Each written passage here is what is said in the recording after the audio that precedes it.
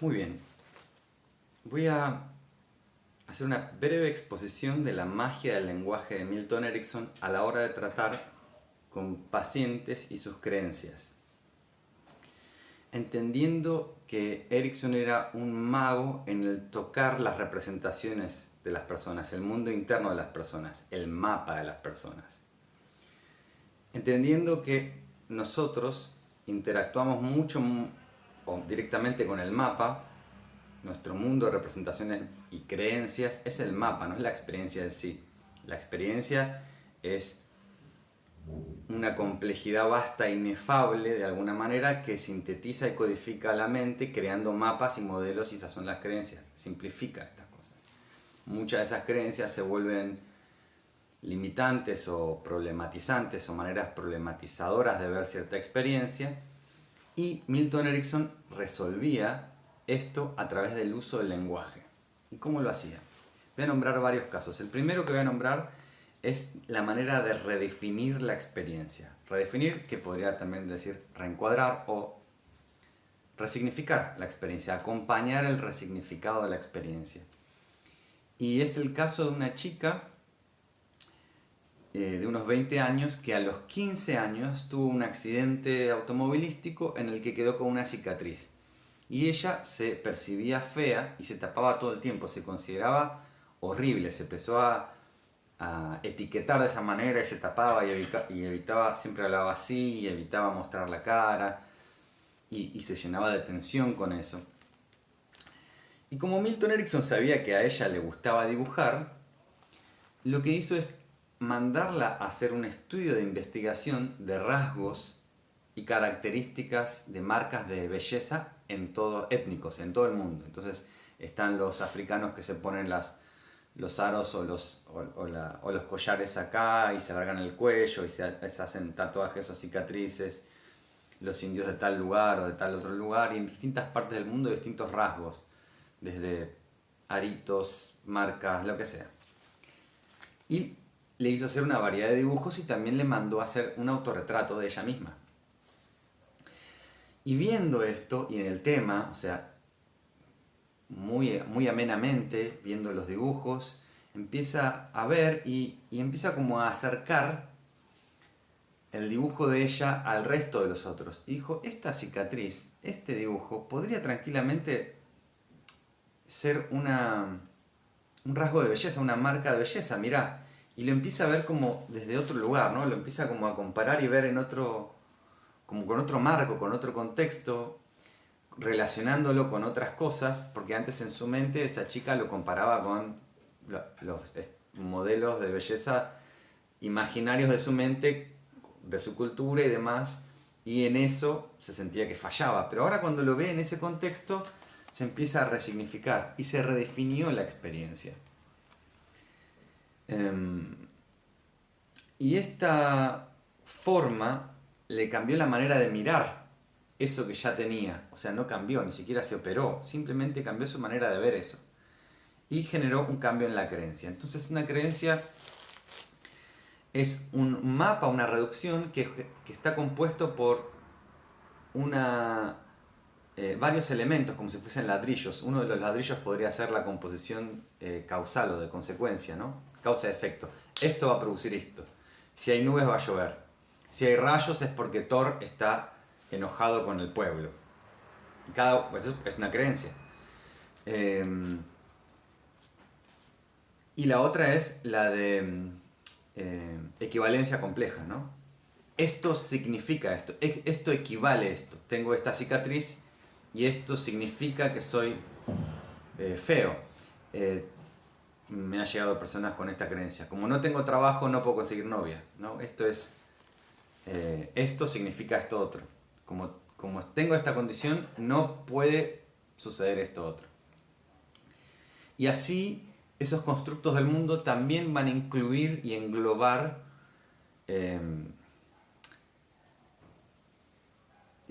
distintos valores, ¿no? Porque nuestros valores van a esconder una creencia. Si yo tengo el valor de, no sé, considero la amistad un valor, hay todo un constructo de creencias y valores que se van sosteniendo una a las otras, ¿no? Una a la otra. Bien, segundo caso de Milton Erickson. Y este caso es un caso de consecuencia. En la que Milton Erickson trabajó en un hospital y donde había una persona que estaba en el ala de salud mental y que se la pasaba corriendo de acá para allá vestido con sábanas, y él decía ser Jesucristo en persona, ¿no? El mismo Jesucristo, y se la pasaba como incomodando a las personas porque les daba como consejos y les hablaba de la Biblia pero en forma muy forzada, ¿no? Y estaba muy ensimismado en eso. Ahora, Milton jamás trató de atacar una creencia. Él respetaba la experiencia que estaba viviendo la otra persona. Y en lugar de decir, bueno, no sos Jesucristo, le dice, entiendo que tenés cierta experiencia con carpintería. Porque bueno, Jesús era el hijo, en la historia, digamos, Jesús es el hijo de José, que es carpintero y había sido carpintero. Y el hombre dice, bueno, sí, tengo cierta experiencia con la carpintería, ¿no? Porque es parte del mundo de la otra persona, o sea, tenía que decir que sí. Ok, dice, bueno, tenemos acá un proyecto en el que estamos teniendo algunos problemas con algunos estantes y una librería que queremos hacer de madera, que es otra gente que estaba haciendo un trabajo como de manualidades y demás. Y me preguntaba si podrías venir a ayudarnos con algún consejo, con alguna ayuda dentro de tu experiencia, de tu sabiduría, y compartir tu sabiduría con ellos. Y eso lo impulsó a involucrarse con un grupo de gente que estaba en un trabajo y le empezó a dar sentido, ¿no? Acá un poquito la logoterapia de Viktor Frankl. Su vida empezó a sentirse parte de algo más grande, empezó a sociabilizar, tener amigos, se sentía útil, se sentía funcional y empezó a hacer progresos en su vida social, en su vida psíquica, ¿no? Empezó a estar menos a la defensiva, a invadir menos a las personas y hacer los cambios a través de eso, ¿no? O sea, por eso es que Milton Erickson es uno de los fundadores de la escuela de antipsiquiatría, porque tiene un abordaje que se opone bueno, y era totalmente detractor de la obra de Freud y Lacan, era totalmente detractor del psicoanálisis y fundador de la escuela de antipsiquiatría. Un tercer ejemplo es el caso en el que utiliza las secciones o segmentaciones, donde una parte de vos ya está entrando en trance, o una parte de vos ya está avanzando en este proceso. Y entendiendo que las creencias siempre generan una generalización, ¿no? Como si fuese una caricatura generalizada y absurda de lo que es la realidad en sí. Absurda no, sino como que le borra los matices en realidad al sabor más rico de la experiencia pura.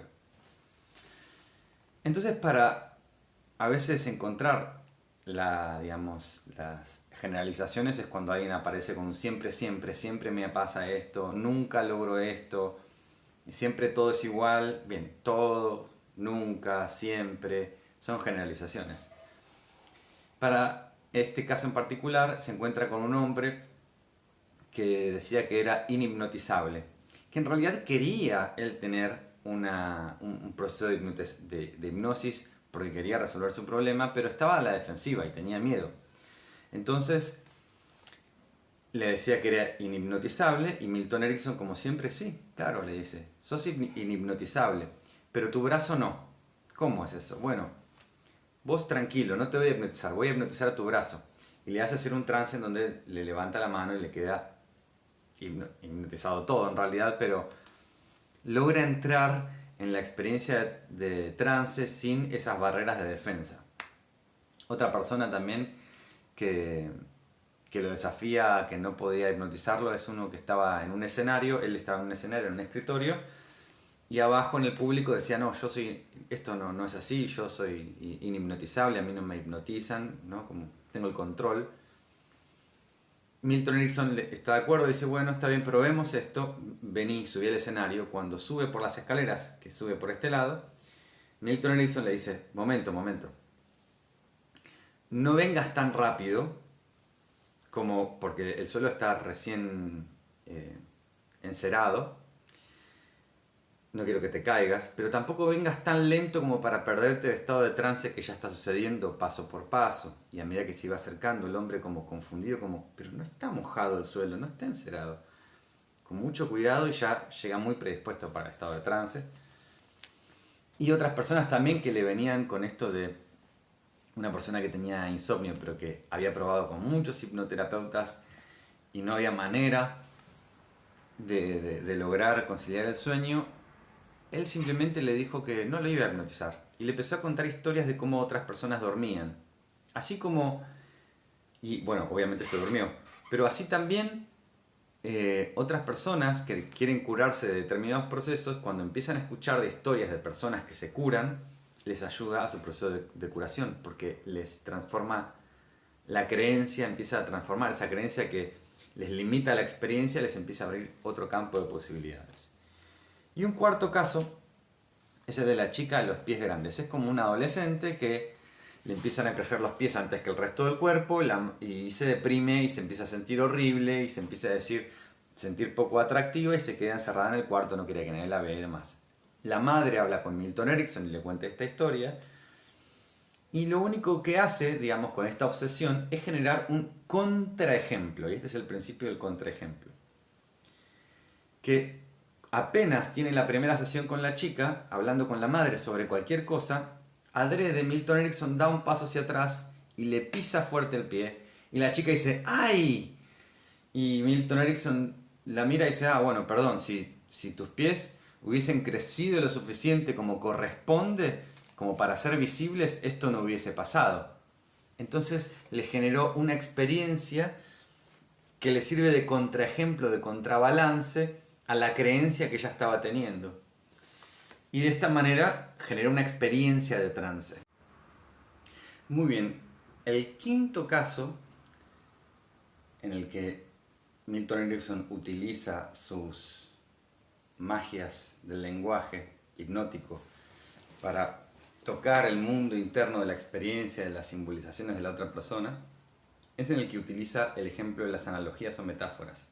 Y es el caso de un hombre que venía con mucho dolor, que no se podía tratar de ninguna manera con ningún medicamento, con nada le podía, ya había utilizado los mayores analgésicos que existían y tenía que pasar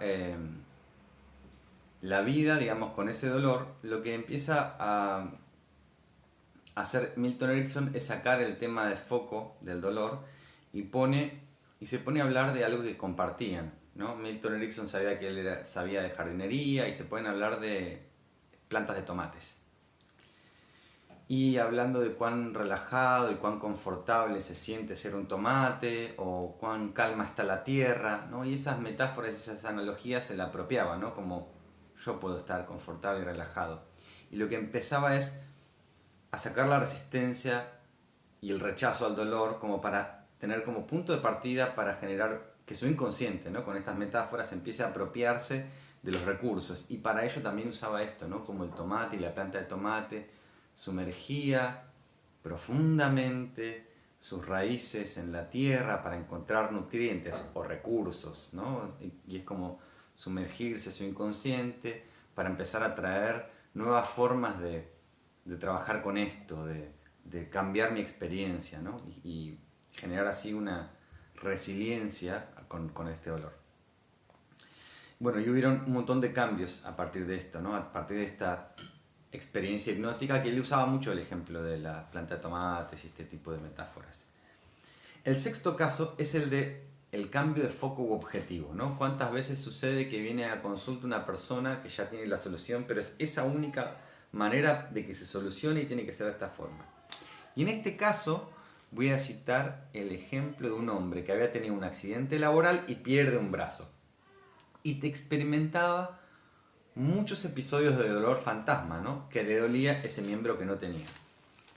Entonces ya había ido a otros hipnotistas, se había fracasado en el hecho de sacarse un dolor fantasma, que obviamente un medicamento no se lo podía sacar porque ni siquiera estaba el miembro. Entonces agarraba y empieza a probar Milton Erickson y no logra sacarle el dolor fantasma. Así que cambia el foco y dice, Bueno, yo considero, dice Milton Erickson, que alguien que ya experimentó tanto dolor fantasma como vos debería al menos experimentar la misma cantidad de placer fantasma. Vayamos a buscar ese placer fantasma y empieza a evocar distintas maneras de experimentar placer y empezar a ir a llegar por otro lugar, ¿no? Cambiarle el foco para llegar por otro lugar. Esto del dolor fantasma me pasó también similar, medio accidental también. Em, yo tenía una tendinitis, tocaba guitarra flamenca con una técnica muy dura, hacía escalada deportiva y Wing Chun, tres cosas que justo repercutían en el antebrazo. Y, y nada, bueno, tenía un dolor que ningún kinesiólogo me pudo sacar, era como una... ni analgésico, nada, estaba... Y tenía un alumno era médico alópata y médico chino, y me toca el punto So San Lee, no me toca el punto tres dedos debajo del pliegue del codo. Que yo ya conocía y me lo había aplicado y me dolía un montón y sentía que estaba todo demasiado sobrecargado, inflamado, y me hace doler y me dolía un montón y me dice, y le digo que me duele, me dice, sí, pero viste que es ese dolor que alivia. Me acompasó, dijo, sí, claro, te duele, pero es ese dolor que alivia y lo transformó en otra cosa. Lideró hacia un cambio. Bueno, después de eso no se me fue, o sea, al día siguiente ya me seguía doliendo, y probé otras cosas hasta que, gracias a mi amigo Luis Martínez Díaz, que me hipnotiza para sacarme el dolor de acá, me lo pone en el otro brazo, me lo incrementa, me lo disminuye y lo diluye y nunca más volvió ese dolor. Y escuché también la historia de una amiga y alumna, le dicen la negra, que tenía un maestro, creo que es un maestro de acupuntura, que le tocó un punto que le hizo ver las estrellas, y ella así gritando en un momento viene, se le acerca al maestro y le dijo, ¿qué pasa? Es solo dolor.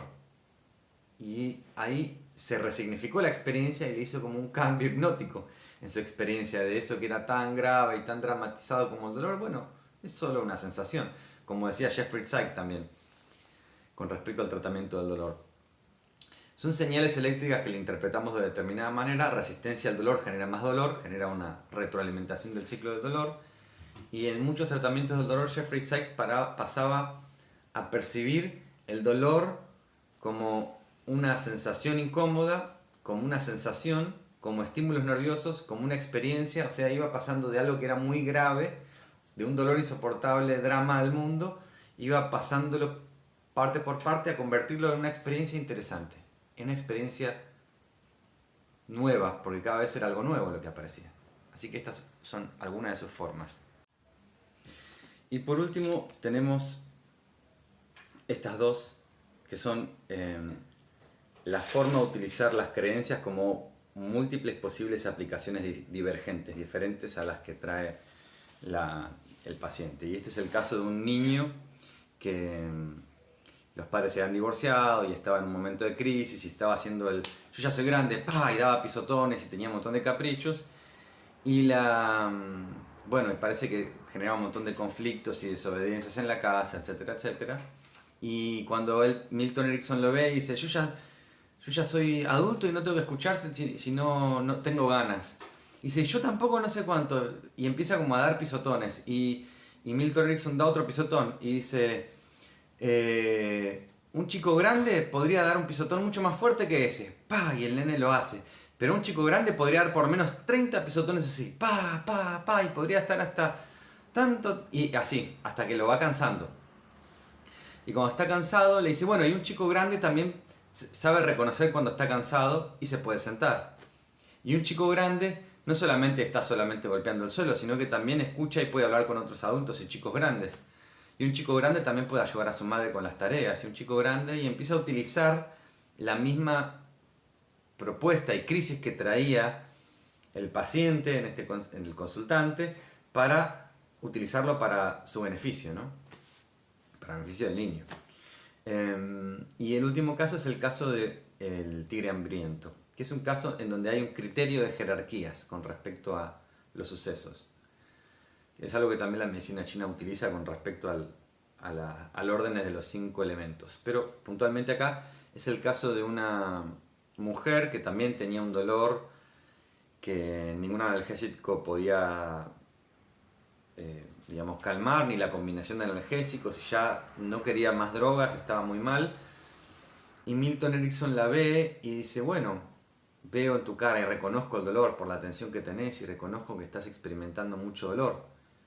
Pero quisiera saber cuánto dolor experimentarías si ahora vieras un tigre entrar por la puerta. Y la mujer se sorprende, medio que se asustó y dice, bueno, no tendría ningún dolor. ¿Y ahora cómo estás? Y de hecho ahora no estoy experimentando dolor.